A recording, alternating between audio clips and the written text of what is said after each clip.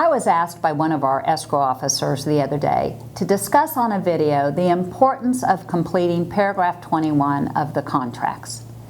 Paragraph 21 is commonly known as the notice paragraph. It creates the contractual obligation for notices. For one party to give notice to the other, it requires that the notice be in writing and sent to the address, physical or electronic, inserted in paragraph 21. Oftentimes, paragraph 21 is left blank. If paragraph 21 is blank, then arguably the concept of agency applies and the notices can be sent to either the principal or their agent and be effective. There is no contractual obligation, if it's not filled in, to send it to a particular place. But paragraph 21 provides another function.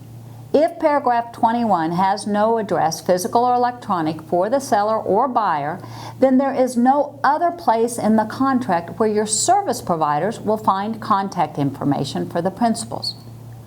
For the seller, we might assume that the property address in the contract is their address, but that is not always the case. And for a buyer, we can maybe look at the earnest money check for an address. Otherwise, we do not have any contact information for your clients.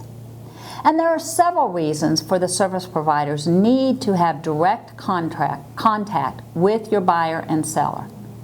There is personal sensitive information that we need to gather for the closing, and it's best to do personally. And in order to get payoffs these days, we often have to get a separate seller's written authorization. We also need to have contact with your clients to help prevent fraud in the documents and/or wire fraud. Finally, be aware that in the contract under paragraph 6B, the commitment and exception documents are to be delivered to the buyer's address in paragraph 21.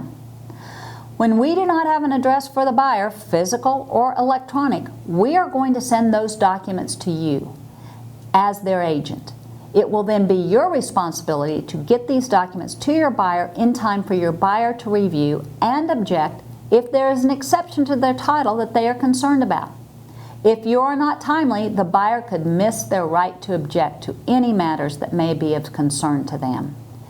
Paragraph 6D of the contract says that if the buyer fails to object timely, buyer waives the objections. Please provide us the contact information for the buyer and seller in paragraph 21.